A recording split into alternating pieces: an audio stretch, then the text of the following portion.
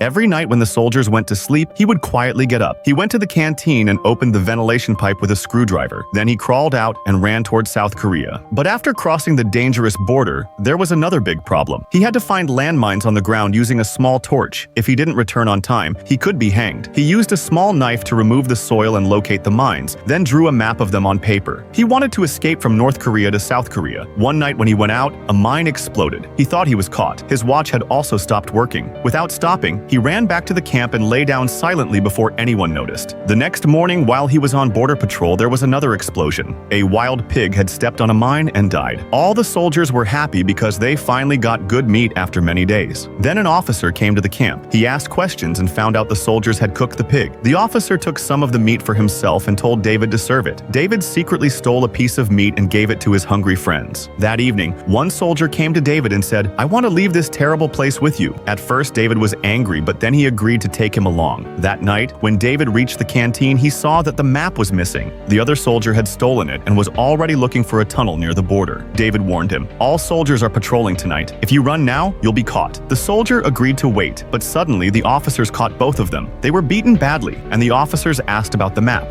Then David's friend took full blame. A meeting was held. Since there was no proof against David, his punishment was canceled. Now David was seen as a hero. He was given the job of catching soldiers who tried to escape, but deep down, he still wanted to run away from North Korea. One day, an officer praised him and invited him to a party. At night, all the officers were drunk. David quietly entered the office and pasted his photo on a fake ID. When he tried to cross the border, two soldiers saw him. He walked up to them and said, "I'm from the anti-drug department." The soldiers got scared because they were smoking, so they didn't check him. David looked around and saw only one way out. He let an officer sit in his car and quietly drove out. When the guards saw it was an officer's car, they didn't stop or check it. After crossing the North Korean border, David let the officer out of the car and escaped.